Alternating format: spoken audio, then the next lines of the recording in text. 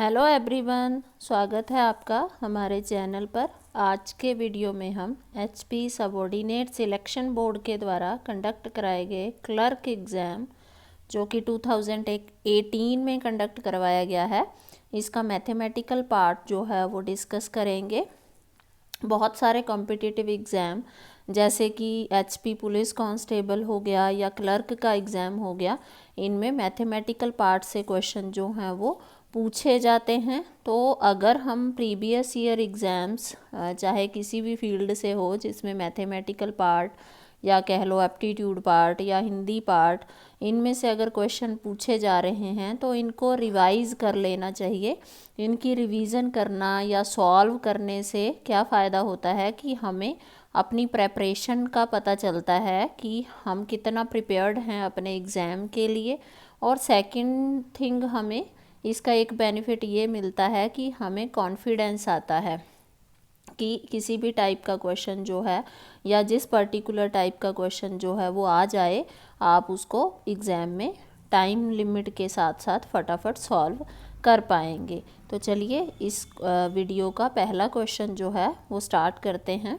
First question है, what number is the nearest to 457 which is divisible by 11। आपको 457 के सबसे नियरेस्ट कौन सा यहाँ पे नंबर है दिए गए ऑप्शंस में से जो कि डिविजिबल होगा बाय 11 से। तो यहाँ पे आपको 11 से डिविजिबिलिटी जो है वो देखनी है। तो यहाँ पे एक तो आपके पास ये तरीका है कि आप सिंपली ये चारों जो संख्याएं हैं इनको लिखिए और 11 से डिवाइड करके देखिए, या फिर आप क्या करिए, डिविजिबिलिटी रूल लगा लीजिए। डिविजिबिलिटी रूल लगा सकते हैं आप। हर एक नंबर का अलग अलग डिविजिबिलिटी रूल होता है, ये आपको लगभग 5th 6th 7th सारी क्लासेस में ही मिल जाता है। ठीक है जी। तो 11 के लिए अगर हम डिविजिबिलिटी एक बार चेक कर लेते हैं कि कौन से नंबर पे कैसे लगाते हैं 11 की डिविजिबिलिटी। जैसे 462 इसका ऑप्शन ए है, तो 11 से डिविजिबिलिटी चेक करने के लिए हम क्या करते हैं, इन संख्याओं की, इन डिजिट्स की हम नंबरिंग कर देते हैं इवन और ऑड प्लेस के हिसाब से। जैसे 1, ये 2, ये 3, यहाँ पे 3 ही हैं, अगर ज़्यादा होते तो हम 4 5 6 इस तरह से कर लेते हैं।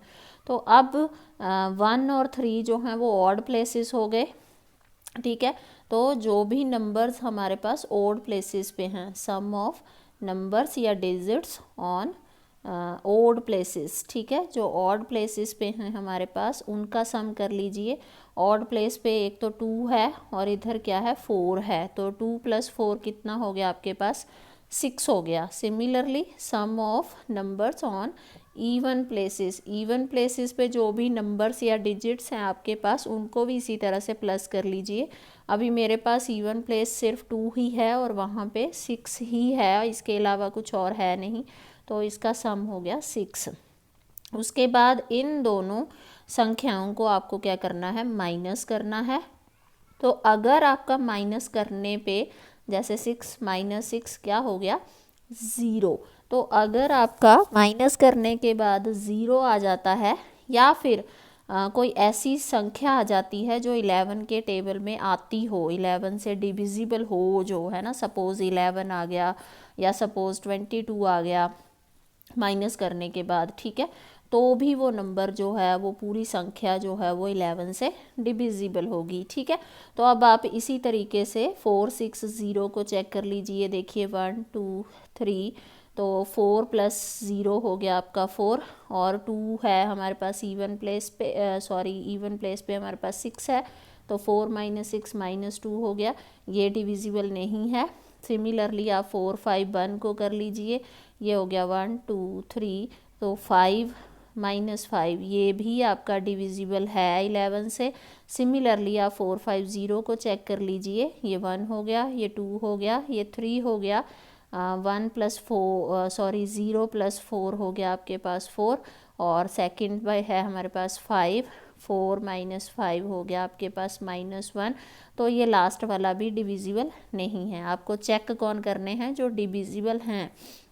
तो इसका मतलब अब आपके पास ऑप्शन ए और ऑप्शन सी जो हैं यही बचते हैं, ये दो तो कैंसिल हो गए। ठीक है, अब आपको क्या देखना है कि राइट आंसर कौन सा है जो 457 के नियरेस्ट है। नियरेस्ट मतलब ज़्यादा नज़दीक। ये हो गया आपका 457। ठीक है जी, और इधर आ जाइए 457 से 462, और इधर था आपका 451। ठीक है, तो 451 में आपको 6 प्लस करने पड़ेंगे, तब आपके पास 457 आएगा। ठीक है, यानी कि 6 प्लेसेस का गैप है यहाँ पे। ठीक है, और यहाँ पे 457 में आप 5 प्लस करोगे तो 462 आएगा। मतलब यहाँ पे नंबर्स का गैप जो है, इनके बीच जो गैप है दोनों संख्याओं के बीच में, वो कम है, और इधर गैप जो है वो ज़्यादा है। तो इसका मतलब ज़्यादा क्लोज या ज़्यादा नियरेस्ट कौन है 457 के, दैट इज़ ऑप्शन ए 462। चलिए अगले क्वेश्चन की ओर चलते हैं। नेक्स्ट क्वेश्चन है हमारा the simplest form of 69 divided by 92। तो जब भी आपको सिंपलेस्ट फॉर्म बोली जाए किसी भी क्वेश्चन में निकालने के लिए, तो याद रखिए कि आपको उस क्वेश्चन में क्या करना है, उसको छोटे से छोटा मतलब सिंप्लीफाई करके लिखना है, यानी कि सब आसान करके लिखना है, छोटे से छोटा करके लिखना है। तो आप छोटा इसको तभी कर पाएंगे जब ये किसी टेबल में आप इसकी कटिंग कर सकते हो या इसको डिवाइड कर सकते हो किसी नंबर से, ताकि ये छोटा हो जाए। ठीक है जी, तो हमारे पास 69/92 के लिए आप इन ऑप्शंस पे भी थोड़ा सा फोकस कर लें कि कौन सा ऑप्शन सही जा रहा है। तो यहाँ पे देख लीजिए कि किसी टेबल के 2 में 69 आता है या 3 में 92 आता है ना। या फिर ये देखिए जैसे 3 तो 23 3 ज़ा अगर हम करते हैं तो 3 3 ज़ा 9, 3 2 ज़ा 6, और इसी तरह से 3 4 ज़ा अगर हम करते हैं 3 4 ज़ा 12, 4 2 ज़ा 8, 92। बस ये हो गया 3/4, यानी कि 23 के टेबल से अगर मैं इनको डिवाइड करूं दोनों टर्म्स को, तो हमारे पास ऑप्शन बी जो है वो सही जा रहा है। यहाँ पे यही होती है सिंपलेस्ट फॉर्म, मतलब जो भी आपको दिया गया है उसको छोटे से छोटा करके लिखना है, यानी कि उसकी कटिंग कर दीजिए, किसी टेबल से डिवाइड कर दीजिए, किसी नंबर से डिवाइड कर दीजिए, कहने का मतलब है। ठीक है जी, चलिए आगे चलते हैं। अगला क्वेश्चन जो है हमारे पास थर्ड क्वेश्चन 25 डिवाइडेड बाय 0.0005। अब पहले तो आपको ये डेसिमल हटाना होगा ताकि आप इसको सॉल्व कर पाएँ आसानी से। तो डेसिमल हटाने के लिए आपको पता है कि क्या करते हैं हम, जितने प्लेस छोड़ के पीछे से डेसिमल लगा है, डिवाइड में 1 के साथ उतनी ही नंबर ऑफ़ ज़ीरोज़ हम पुट कर देते हैं। तो कितने प्लेस छोड़े गए हैं, 1 2 3 4। तो इसका मतलब 1 के साथ 1 2 3 4 ज़ीरोज़ आ गई हैं। ठीक है जी, अभी इसको सॉल्व करना थोड़ा मुश्किल लग रहा है, तो डिवाइड की जगह पे हम क्या कर देते हैं, मल्टीप्लाई। जब भी डिवीज़न के साइन को मल्टीप्लाई में कन्वर्ट किया जाता है तो हमेशा याद रखिए कि ये इस साइड वाली जो टर्म होगी इसको हम क्या कर देते हैं, रेसिप्रोकल कर देते हैं, या कह लीजिए कि उल्टा करके लिख देते हैं। ठीक है जी, तो ये 10,000 आपका ऊपर चला गया और 5 आपका डिवाइड में चला गया। चलिए 5 से 25 की कटिंग कर दीजिए, 5 5 ज़ा 25 हो गए, और यहाँ और कटिंग हो नहीं सकती अब, तो 5 को 10,000 से मल्टीप्लाई करा तो ये हो गया आपका 50,000। अब आ जाइए ऑप्शंस के ऊपर। अब आप ऑप्शंस में देखिए 50,000 कहीं भी नहीं है, तो इसका मतलब इसका राइट आंसर जो है वो क्या हुआ, option D, that is none of these. Next question आ गया आपका, A is 2 year older than B. Okay, A जो है वो बी के ऊपर डिपेंड कर रहा है, बी से 2 साल बड़ा है, और बी जो है who is twice as old as C, और जो बी है वो सी से ट्वाइस है, सी से 2 गुना है एज में। ठीक है, तो यहाँ पे ना तो ए की एज है, ना ही बी की है, और ना ही सी की है, दी किसी की भी नहीं है। तो इन क्वेश्चंस में हमें क्या करना होता है, लेट करना होता है, मतलब मानना होता है। किसी एक को हम मान के चल पड़ते हैं, बाकियों को उसी के हिसाब से लिख देते हैं। ठीक है जी, लेकिन प्रॉब्लम ये है कि ये समझ में नहीं आता है कि मानना किसको है, लेट किसको करना है, ए को करें, बी को करें या सी को करें। तो सबसे पहले क्वेश्चन को समझिए और ये आइडेंटिफाई करिए कि कौन सा ऐसा, इन तीनों में ऐसा कौन है जिसके ऊपर बाकी वाले डिपेंड कर रहे हैं, मतलब डिपेंडेंस किसके ऊपर है। तो ए की डिपेंडेंस अगर आप चेक करो तो वो बी के ऊपर है, ओके, लेकिन बी की किसके ऊपर है, सी के ऊपर है। सी की तो नहीं है ना किसी के ऊपर डिपेंडेंस, मतलब सी किसी के ऊपर डिपेंड नहीं कर रहा है।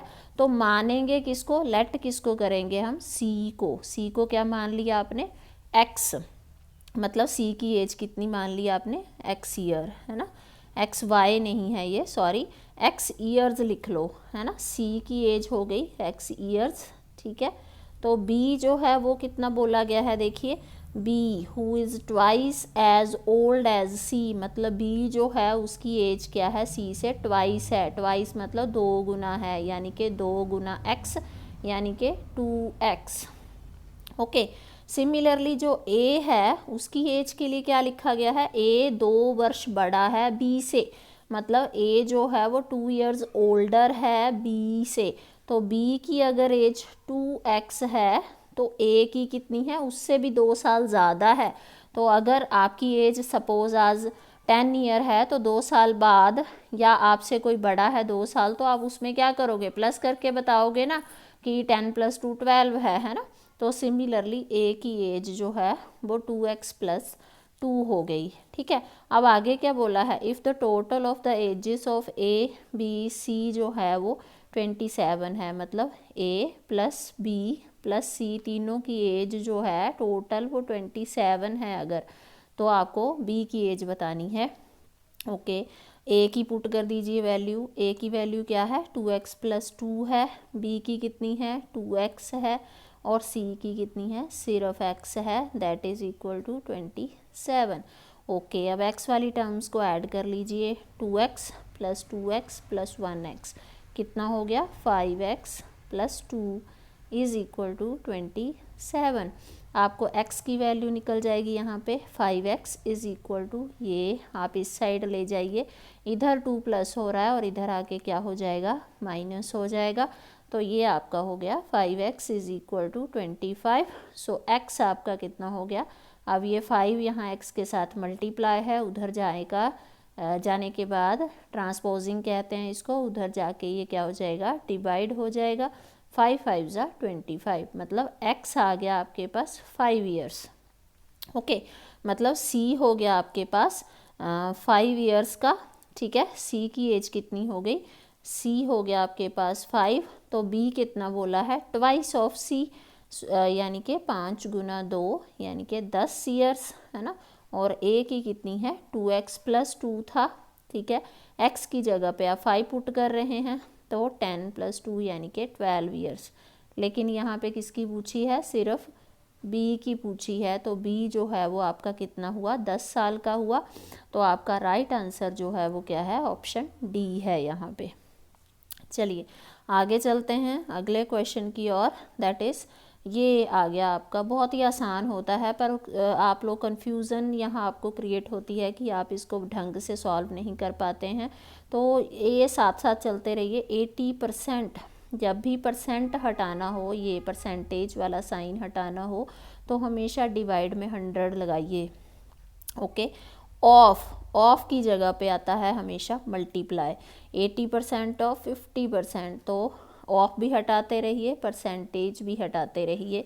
तो आपका क्वेश्चन देखिए कितना आसान हो जाता है ये, ठीक है। ऑफ 34, लो कितना आसान हो गया है। अब इसको सॉल्व करना कोई बड़ी बात नहीं है, 0 से 0 कट कर दी हैं आपने, ठीक है। और आगे कटिंग कर लीजिए, 2 4 ज़ा 8, 2 5 ज़ा 10, 5 5 कट गए, ठीक है जी। और इधर कर लीजिए, 5 5 ज़ा 25, 5 2 ज़ा 10, ये हो गया आपका 2 2 ज़ा 4, और ये आपका हो गया 2 5 ज़ा 10, और ये 5 5 कट गए, बचा के आपके पास सिर्फ और सिर्फ 34। तो आपके पास राइट आंसर आ गया है 34। लेकिन अगर आप ऑप्शंस देखते हैं तो ऑप्शंस में 34 कहीं भी नहीं है, तो दैट इज़ वाई आपका आंसर जो है वो जा रहा है यहाँ नन ऑफ दीज। ठीक है जी। चलिए अगला क्वेश्चन जो है, Ram and Shyam together can finish a job in 8 days। ठीक है, यह आपका वर्क टाइम वाला चैप्टर होता है एक, वहाँ से ज़रूर एक क्वेश्चन जो है आपको हर एग्ज़ाम में देखने मिल जाता है। उसके लिए एक वीडियो भी हमने ऑलरेडी अपलोड किया हुआ है, उसको भी आप चेक कर सकते हैं। राम और श्याम, राम प्लस श्याम दोनों जो हैं वो किसी काम को 8 days में करते हैं। ठीक है जी, तो एक दिन का काम हम निकाल लेते हैं पहले। ठीक है, and Ram can do the same job on his on in 12 days। अगर राम अकेला वो काम करता है तो वो अकेला ही उसको 12 days में कर लेता है। Then how long will Shyam take to do the job by himself. तो श्याम कितना टाइम लेगा। ओके, राम और श्याम दोनों जो हैं वो 8 दिन लेते हैं, तो एक दिन में वो कितना काम करेंगे, 1 day वर्क उनका कितना हो जाता है दोनों का। तो हम हमेशा इसको क्या कर देते हैं, 1/8 कर देते हैं जब भी हमें 1 day का वर्क निकालना होता है। ये राम और श्याम दोनों का 1 day वर्क हो गया। ठीक है, उसके अलावा राम ने कितने दिन लिए हैं, कह रहा है 12 days। अकेला अगर राम करेगा तो वो 12 days लेता है, तो एक दिन का राम का काम कितना हो गया, 1/12 days। ठीक है, तो अब करते हैं टोटल, राम और श्याम दोनों का एक दिन का काम। ठीक है, राम प्लस श्याम दोनों का इंडिविजुअल एक दिन का काम और टोटल एक दिन का काम। ठीक है, तो टोटल वो दोनों एक दिन का काम, जो टोटल डेज हैं एक दिन में वो कितना काम करेंगे, 1/8 हो गया। राम अकेला एक दिन में करता है 1/12। श्याम का हम सपोज़ कर लेते हैं कि वो x डेज लेता है ना। सपोज़ श्याम जो है वो x डेज लेगा टोटल, तो 1 day वर्क उसका भी कितना हो जाएगा, 1/x। तो इसको 1/x पुट कर लीजिए और इधर 1/8 हो गया। सिचुएशन क्रिएट हो गई है आपके पास, इक्वेशन क्रिएट हो गई है। अब आपको क्या करना है, x की वैल्यू निकालनी है। 1/x को यहीं छोड़िए, ये वाली टर्म हमारी उधर जाके क्या हो जाएगी, माइनस होगी। क्यों, क्योंकि यहाँ ये प्लस हो रही है। तो 1/8 माइनस 1/12, 1/12 और 1/8 में एलसीएम लेना पड़ेगा आपको। एलसीएम आ गया आपका 24, तो 24 करने के बाद ये हो गया आपका 3 - 2 यानी कि 1/24। ठीक है, तो आपके पास क्या सिचुएशन क्रिएट हुई है, 1/x is equal to 1/24। x हमने किसके लिए माना था, श्याम का एक दिन का श्याम ने कितने नंबर ऑफ डेज जो लगेंगे उसके लिए माना था। तो इसको हम ये सिंप्लीफाई कर लेते हैं ऐसे करके, क्रॉस मल्टीप्लाई। तो x इज इक्वल टू कितना हो गया, 24 डेज हो गया। मतलब अगर श्याम अकेला वो काम करेगा तो वो कितने दिन लेगा, 24 डेज लेगा। चलिए आगे चलते हैं अगले क्वेश्चन की ओर। अगला क्वेश्चन है हमारे पास, an athlete runs 200 metre race in 24 seconds, his speed is. ये क्वेश्चन बहुत आसान है, सिंपल। आपको एक फार्मूला होता है, speed is equal to distance divided by time. ठीक है, तो बहुत आसान है, पर यहाँ पे दिक्कत किस चीज़ की है कि जो ऑप्शंस हैं आपको देखिए वो सारे आपको किलोमीटर्स पर आवर्स में दे रखे हैं। मतलब जो डिस्टेंस है वो किलोमीटर्स में और जो टाइम है वो आवर्स में ले रखा है, लेकिन जो आपको गिवन है उसमें डिस्टेंस आपका मीटर्स में है और टाइम आपका सेकंड्स में है। तो पहले आपको इसको कन्वर्ट करना पड़ेगा। So distance is equal to क्या है, 200 मीटर है। ओके, तो आपको इसको किलोमीटर में कन्वर्ट करना पड़ेगा। तो आपको पता ही है 1 किलोमीटर में कितने मीटर होते हैं, 1000 मीटर, है ना। तो 1 मीटर में किलोमीटर कितने हो गए, 1/1000। मतलब जब आपको मीटर को किलोमीटर में कन्वर्ट करना है तो आपको गिवन टर्म को क्या कर देना है, 1000 से डिवाइड कर देना है। तो ये हो गया आपका 200/1000 किलोमीटर। ओके, सिमिलरली टाइम जो है वो आपका 24 सेकेंड्स है ना। तो सेकेंड्स को भी जब आपको आवर्स में कन्वर्ट करना हो तो 1 आवर में आपके पास टोटल 3600 सेकेंड्स हो जाते हैं। ठीक है, तो 1 सेकेंड में आवर कितने हो गए, 1/3600। तो ये हो गया आपका 24/3600 सेकेंड्स। अब ये वैल्यूज़ आप यहाँ पुट कर लीजिए। डिस्टेंस है आपका 200/1000, ठीक है। और टाइम इसके नीचे जाना है तो ये देखिए, ये भी हमारे पास न्यूमरेटर और डिनोमिनेटर की फॉर्म में है, तो ये टर्म्स जो हैं जब नीचे लिखी जाएंगी तो इसको हमें सॉल्व करने में दिक्कत होती है, तो हम इनको मल्टीप्लाई में लिखते हैं। मल्टीप्लाई में ये उल्टा हो जाता है, यानी कि 3600 ऊपर चला जाएगा, 24 आपका नीचे चला जाएगा। तो कटिंग कर दीजिए, जितनी कटिंग हो पाती है उतनी कर लीजिए। 12 3 ज़ा 36, 12 2 ज़ा 24 एंड ये हो गया आपका 2100 और एक ज़ीरो जो है वो यहाँ कट गई। तो आपके पास जो है वो राइट आंसर देखिए कितना आ रहा है, हमारे पास 3 इधर है, 10 इधर है, ये हो गया आपका 30 किलोमीटर पर आवर। मतलब आपके पास जो राइट आंसर है वो ऑप्शन डी होगा यहाँ पे। ये कन्वर्जन जो है ये यहाँ पे इम्पोर्टेंट चीज़ है, क्योंकि ऑप्शंस देखने हैं आपको पहले। अगर आपके ऑप्शंस मीटर पर सेकंड्स में ही होते तो आपको कुछ नहीं करना था, बस 200 को 24 से डिवाइड कर देना था तो आपके पास आंसर आ जाना था। पर यहाँ पे ऑप्शंस जो हैं वो किलोमीटर्स पर आवर्स में थे सारे, तो इसका मतलब था आपको डिस्टेंस और टाइम दोनों को कन्वर्ट करना पड़ना था पहले। कन्वर्ट करने के बाद उसको सॉल्व करिए, ठीक है जी। चलो आगे चलते हैं। लास्ट क्वेश्चन जो मैथमेटिकल पार्ट से है इस पेपर में वो है the largest size of bamboo that can be placed in a square of area 100 square metre is. तो लार्जेस्ट साइज ऑफ बैम्बू देखिए ये होता है हमारे पास स्क्वायर जिसकी चारों ही साइडें बराबर हैं, ठीक है। तो चारों साइड, इस तरह का क्वेश्चन बहुत बार आता है, तो चारों साइडें अगर बराबर हैं तो एक लार्जेस्ट साइज ऑफ बैम्बू आपको इस कमरे में सपोज़ या जो भी है ये, वहाँ पे आपको एक लार्जेस्ट साइज ऑफ बैम्बू मतलब सबसे लंबा बैम्बू जो है वो कितना रखा जा सकता है। तो आप ऐसे करके रखोगे तो भी उतना ही साइज़ आएगा, ऐसे करके रखोगे तो भी उतना ही साइज़ आएगा बैम्बू का, है ना। तो लार्जेस्ट कैसे पता चलेगा, तो हमेशा याद रखिए कि लार्जेस्ट जो है वो डायगनली होता है। आप इस तरह से डायगनल कह लो या इस तरह से कह लो कि जब आप बैम्बू को डायगनली इस तरह से रखोगे तो वो सबसे लंबा हो जाएगा, ठीक है। मतलब सबसे लंबा कितना आ सकता है उस कमरे में वो निकालना है, तो डायगनल निकालना पड़ेगा आपको यहाँ पे। तो डायगनल ऑफ स्क्वायर निकालने का भी एक फॉर्मूला होता है। पहले तो देखिए आपको यहाँ पे एरिया गिवन है, एरिया ऑफ स्क्वायर दिया हुआ है, ठीक है। तो एरिया ऑफ स्क्वायर कितना दिया गया है, 100 मीटर स्क्वायर मीटर, है ना, 100 मीटर स्क्वायर। तो साइड ऑफ स्क्वायर आपको नहीं पता है, ठीक है।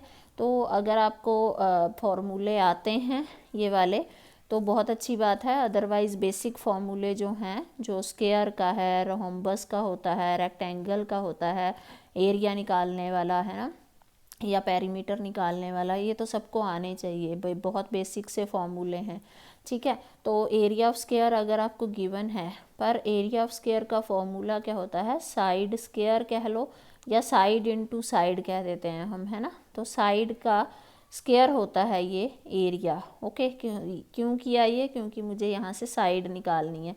तो साइड जो है वो क्या हो गई आपकी, ये स्क्वायर जो था वो इधर भी अप्लाई करो तो ये 10 का स्क्वायर हो जाता है 100, या कह लो कि ये स्क्वायर इधर आके इसका स्क्वायर रूट बन जाएगा, तो ये हो जाएगा हमारे पास 10, ठीक है। तो इसका मतलब है साइड कितनी है हमारे पास स्क्वायर की, साइड है हमारे पास 10, एरिया कितना है 100 है, ठीक है, मीटर स्क्वायर, और साइड कितनी है 10 मीटर है, ओके। यहाँ तक हो गया। अब साइड निकाली क्यों है उस पे चलते हैं, क्योंकि हमें डायगनल की लेंथ निकालनी है। तो फॉर्मूला जो होता है डायगनल या length of diagonal in case of square अगर निकालना हो हमें, length of diagonal in case of square जो है या डायगनल ऑफ स्क्वायर कह लो, that is always equal to side multiply by square root of 2। ये आपको ऐसे ही याद करना है फॉर्मूला, ठीक है। Side multiply by square root of 2, length of diagonal of square का फॉर्मूला होता है ये, इसलिए मुझे साइड चाहिए थी। तो साइड मेरे पास 10 होती है, यहाँ पे 10 गिवन है, सॉरी। तो स्क्वायर रूट ऑफ 2 की वैल्यू जो है ये भी कई स्टूडेंट्स को याद होती है पर कईयों को नहीं होती है, तो आप इस तरह से निकाल भी सकते हैं डिवीज़न मेथड लगा के इसका 2 का, ठीक है। लेकिन आप ये स्टैंडर्ड होती हैं कुछ वैल्यूज़, तो आप इसको ऐसे भी याद रख सकते हो। ये होता है 1.414, ठीक है। स्क्वायर रूट ऑफ 2 की वैल्यू होती है ये 1.414। तो इसका डेसिमल हटाएंगे आप, इसको सॉल्व करेंगे, ठीक है। तो ये हो गया आपका 10 इंटू 1414, ये कितना हो गया 1 2 3, 3 प्लेसेस छोड़ के है डेसिमल, तो 3 प्लेसेस लग गए यहाँ पे, एक ज़ीरो यहाँ कैंसिल आउट हो गई। अब ये कुछ नहीं है, बस इतना ही बच गया 1414 डिवाइडेड बाय 100। तो 100 को हम नीचे रहने की बजाय डेसिमल लगा देते हैं दोबारा से, तो कितने प्लेसेस छूटेंगे, 1 2, 1 2 पीछे से छोड़ते हैं हम हमेशा। तो ये आ गया आपका 14.14, ठीक है। तो यानी कि जो सबसे लंबा वाला बैम्बू जो है उस स्क्वायर में रखा जा सकता है, उसकी लेंथ कितनी होगी 14.14 मीटर, यानी कि आपका बी ऑप्शन जो है वो सही होगा यहाँ पे। तो ये था इस एग्ज़ाम का, इस क्लर्क एग्ज़ाम का मैथमेटिकल पोर्शन। आई होप ये वीडियो आपको आपकी प्रेपरेशन में हेल्प करेगा। आज के इस वीडियो में इतना ही। इसी तरह के और वीडियोस देखने के लिए लाइक करें, शेयर करें, सब्सक्राइब करें हमारे चैनल को। Thank you.